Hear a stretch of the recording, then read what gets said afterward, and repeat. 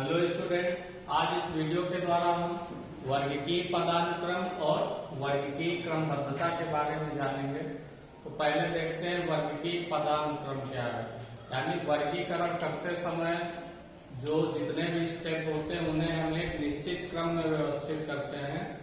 तो वर्गीकरण की सभी श्रेणियों को बड़ी से छोटी श्रेणियों के रूप में एक निश्चित क्रम में व्यवस्थित करना क्या कहलाता है? वर्गीकीय पदानुक्रम कहलाता है। इसके अंतर्गत 7 स्टेप यानी 7 पद आते हैं। कौन कौन से हैं? पहला है जगत, दूसरा है संघ या प्रभाग या विभाग। यानी जो जंतु होते हैं उनमें संघ आता है और जो पादप यानी पौधे होते हैं उनमें प्रभाग या विभाग आता है। जगत को इंग्लिश में किंगडम, संघ को फाइलम और प्रभाग या विभाग को डिवीजन कहते हैं। इसके बाद वर्ग को इंग्लिश में क्लास कहते हैं।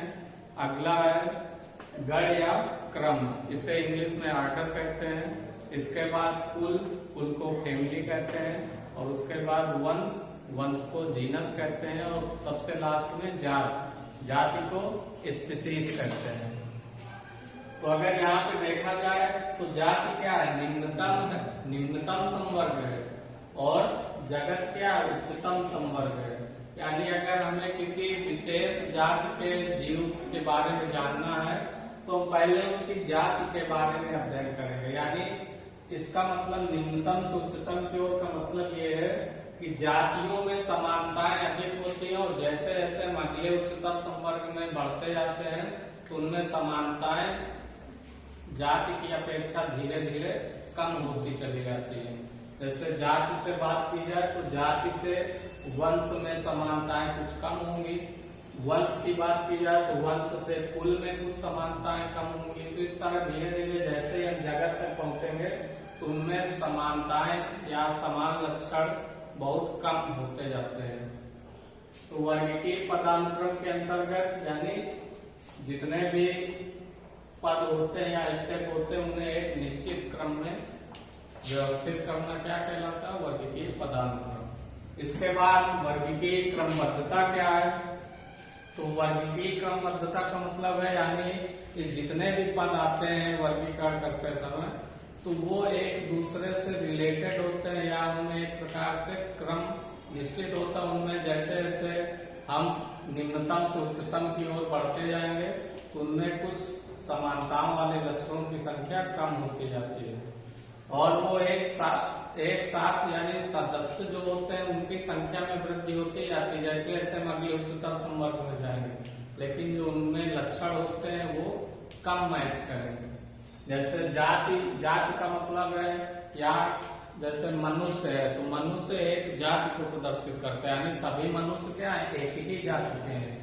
या गाय है तो सभी गाय एक ही जाति के हैं।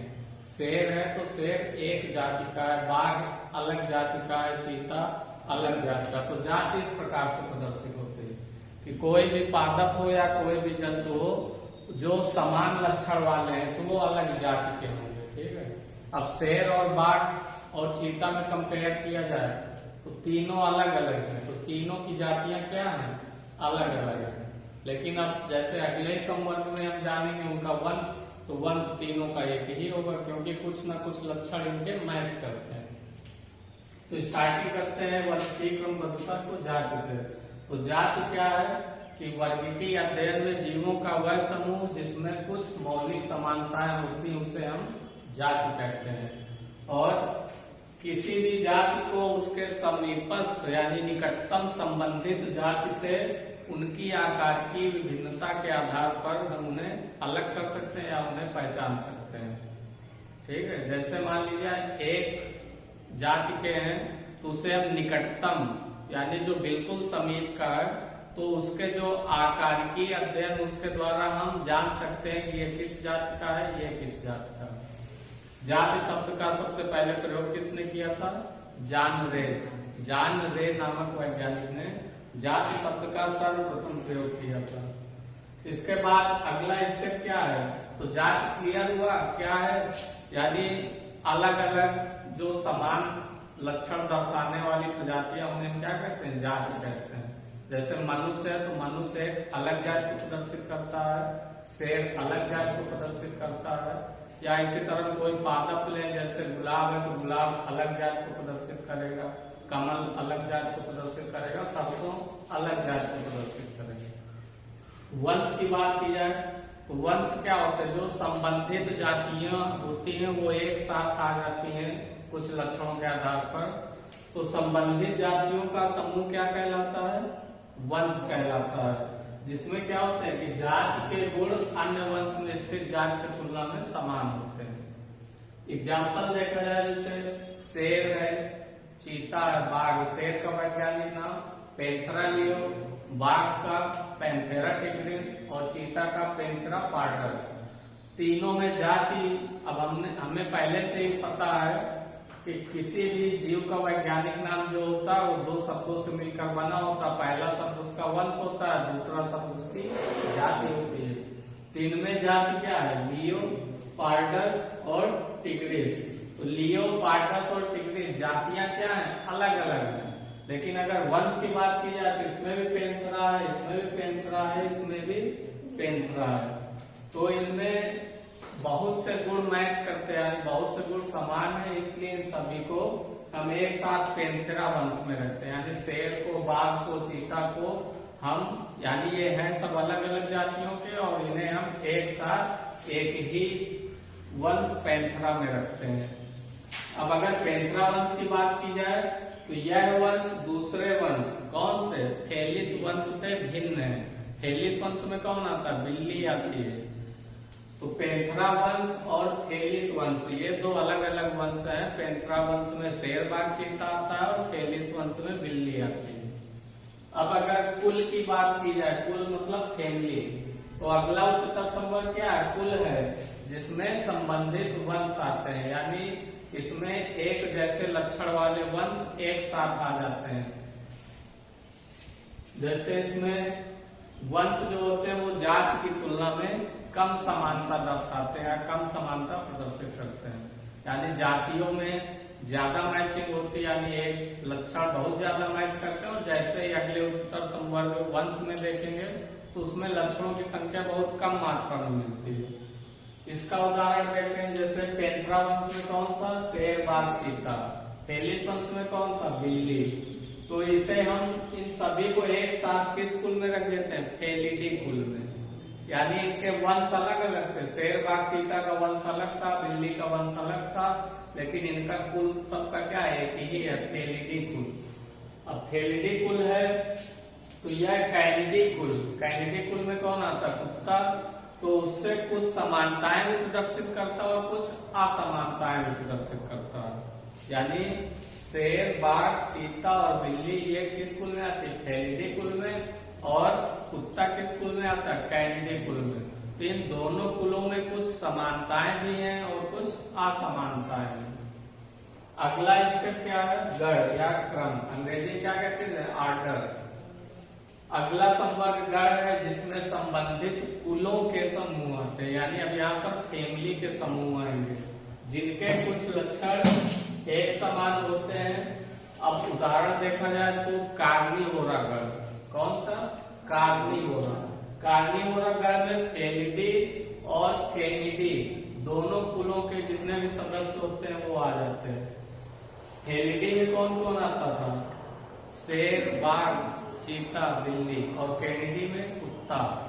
तो लेकिन यहाँ पे जो कार्निवोरा गण है वहां पे शेर, बाघ, चीता, बिल्ली, कुत्ता सब आ जाते हैं। तो उस गण को क्या कहते हैं, कार्निवोरा गण। यानी यहाँ जैसे जैसे हम अगले उच्चतर संवर्ग में बढ़ रहे हैं तो सदस्यों की संख्या तो बढ़ती जा रही है, लेकिन उनके लक्षण जो जाति में बहुत ज्यादा मैच करते थे फिर वंश में कुछ कम मैच किए। तो जैसे जैसे हम अगले उच्चतर संवर्ग में पहुंचेंगे तो उनके लक्षण भी कम समानता प्रदर्शित करेंगे। अगले संवर्ग की बात की जाए वर्ग, तो वर्ग क्या होता है, यानी इसमें जो संबंधित गण होते हैं उनका समूह वर्ग कहलाता है। तो इस संवर्ग में संबंधित गण आते हैं। उदाहरण दिया गया जैसे प्राइमेटा गण में। प्राइमेटा गण में कौन कौन आता है, बंदर आता है, गोरिल्ला आता है, गिब्बन आता है। तो उनका गण क्या है, प्राइमेट्स जिन्हें कहते हैं, प्राइमेटा, ठीक है।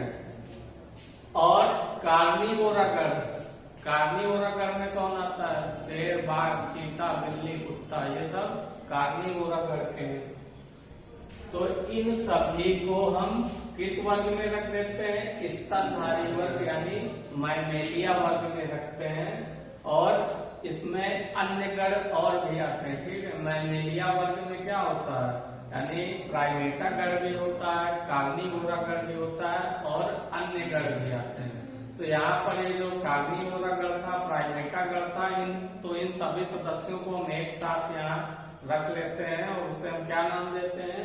स्तनधारी वर्ग या मैमेलिया वर्ग। फिर अगला स्टेप क्या है? संघ। संघ मतलब फाइलम। और जंतुओं में संघ होता है, ठीक है। और पादपों की बात की जाए वर्गीकरण करते समय तो उसमें प्रभाग या विभाग होता है, जिसे डिवीजन कहते हैं अंग्रेजी में। तो यहाँ संघ की बात की जा रही है, तो जंतुओं की बात है। तो जो यहाँ पर स्तनधारी वर्ग बताया गया था, तो अन्य वर्गों के कुछ नाम दिए गए, जैसे मत्स्य है, उभयचर है, सरीसृप है, पक्षी है, स्तनधारी है। स्तनधारी शब्द यहाँ भी आया था, यहाँ भी आया था। तो ये पांचों वर्ग मिलकर कौन कौन से? पक्षी नहीं, मत्स्य, उभयचर, सरीसृप, पक्षी और स्तनधारी, ये पांचों वर्ग मिलकर क्या करते हैं? अगले उच्चतर संवर्ग संघ का निर्माण करते हैं। और इन सभी में क्या होते हैं? कुछ लक्षण एक समान होते हैं, जैसे पृष्ठ रज्जु यानी नोटोकार्ड की उपस्थिति। ये किसका लक्षण है? कार्डेटा संघ का। पृष्ठ रज्जु यानी नोटोकार्ड की उपस्थिति और पृष्ठीय खोखला तंत्रिका तंत्र। तो इनका पाया जाना क्या प्रदर्शित करता है कि कार्डेटा संघ के लक्षण है। तो इस लक्षण के आधार पर कौन से? नोटोकार्ड और पृष्ठीय खोखला तंत्रिका तंत्र पाए जाने के आधार पर हम इन्हें सबको एक साथ किस संघ में रख देते हैं? कार्डेटा संघ में। किस संघ में रख देते हैं? कार्डेटा संघ में रख देते हैं। यानी किसे? मत्स्य वर्ग। मत्स्य वर्ग यानी इसमें सभी मछलियां आ जाती है। उभयचर मतलब इसमें सभी जल और स्थल दोनों में रहने वाले जंतु होते हैं, इन्हें सभी को। सरीसृप यानी रेंगने वाले जितने भी जंतु होते हैं। और पक्षी यानी सभी पक्षी। और स्तनधारी, स्तनधारी जितने होते हैं वो सभी। तो ये सभी को मिलाकर एक साथ रखते हैं, जिसे हम किन लक्षणों के आधार पर एक साथ ले रहे हैं? उनमें केवल यही लक्षण मैच करते हैं सब में कि इनमें पृष्ठ रज्जु यानी नोटोकार्ड पाई जाती है और पृष्ठीय खोखला तंत्रिका तंत्र पाया जाता है। तो इन लक्षणों के आधार पर हम इन्हें कार्डेटा संघ में रख देते हैं। तो नोटोकार्ड क्या है? यानी एक पृष्ठीय क्षेत्र में पाई जाने वाली लचीली छड़ के समान रचना होती है। और यह जो कार्डेटा संघ के सदस्य होते हैं उनमें ये जीवन की किसी न किसी अवस्था में अवश्य पाई जाती है, ठीक है। ये एक विशेष लक्षण है कार्डेटा संघ का। जो जैसे कशेरुकी या कशेरुकी जंतु होते हैं, तो कार्डेटा संघ में कशेरुकी जंतु आते हैं। कशेरुकी मतलब जिनमें कशेरुक दंड यानी मेरुदंड पाई जाती है, रीढ़ की हड्डी पाई जाती है, इनमें सब में पाई जाती है। मत्स्य, उभयचर, सरीसृप, पक्षी, स्तनधारी सब। फिर अगला संवर्ग क्या है? जगत। तो जगत क्या है कि विभिन्न संघों के सभी प्राणियों को अगले उच्चतर संवर्ग जगत में रखा गया है। यानी अगर कोई जंतु की बात हो रही थी तो यानी सभी जंतुओं का एक ही जगत होगा, जंतु जगत। पादपों की बात की जाए तो सभी पादपों का एक ही जगत होगा, पादप जगत। अगर कवकों की बात की जाए तो सभी कवकों का एक ही जगत होगा, कवक जगत। और अगर इसकी बात की जाए मोनेरा जगत के सदस्यों की बात की जाए तो जितने भी प्रोकैरियोटिक कोशिका वाले एक कोश के सूक्ष्म जीव होते हैं उन सभी को मोनेरा जगत में रखा गया है। जैसे जितने भी जीवाणु होते हैं, नीले हरे शैवाल यानी साइनोबैक्टीरिया होता है और माइकोप्लाज्मा होता है, तो ये सभी मोनेरा जगत के अंतर्गत आते हैं। प्रोटिस्टा जगत के अंतर्गत एक कोश की यूकैरियोटिक कोशिका वाले एक कोश की जीव आते हैं। कौन कौन से? कुछ स्वतंत्र जीवी होते हैं जैसे अमीबा, पैरामीशियम, यूग्लिना, और कुछ परजीवी होते हैं जैसे ट्रिपैनोसोमा है, अमीबा है, प्लाज्मोडियम है। ये प्रोटिस्टा जगत के अंतर्गत आते हैं। और कवक जगत के अंतर्गत सभी कवक यानी फंगल जितने होते हैं वो रखे गए हैं। पादप जगत के अंतर्गत जितने भी स्वपोषी यानी जो स्वयं से भोजन निर्मित कर लेते हैं, प्रकाश संश्लेषण की क्रिया कर लेते हैं, उन्हें हम पादप जगत में रखते हैं। और जो कवक होते हैं वो भी पौधे हैं, लेकिन कैसे होते हैं, परपोषी, तो उन्हें हम कवक जगत में अलग रखते हैं। और से जितने बहुकोषीय जंतु होते हैं उन्हें हम जगत जंतु में रखते हैं, यानी किंगडम एनिमलिया में रखते हैं। तो इस प्रकार से जितने भी स्टेप है, जाति है, वंश है, कुल है, गण है, वर्ग है, संघ है, जगत है, तो ये सभी एक दूसरे से रिलेटेड होते हैं। यानी जैसे जैसे हम जाति से स्टार्ट करेंगे तो इनमें लक्षणों में समानताएं बहुत ज्यादा होती है, यानी बहुत ज्यादा लक्षण मैच करते हैं। एक ही जाति के सदस्यों में गुण ज्यादा मैच करेंगे, और अगर अगला में बढ़ जाएंगे तो उसमें फिर लक्षण कम मैच करेंगे, और आगे बढ़ेंगे तो और लक्षण कम मैच करेंगे, लेकिन सदस्यों की संख्या बढ़ती जाती है।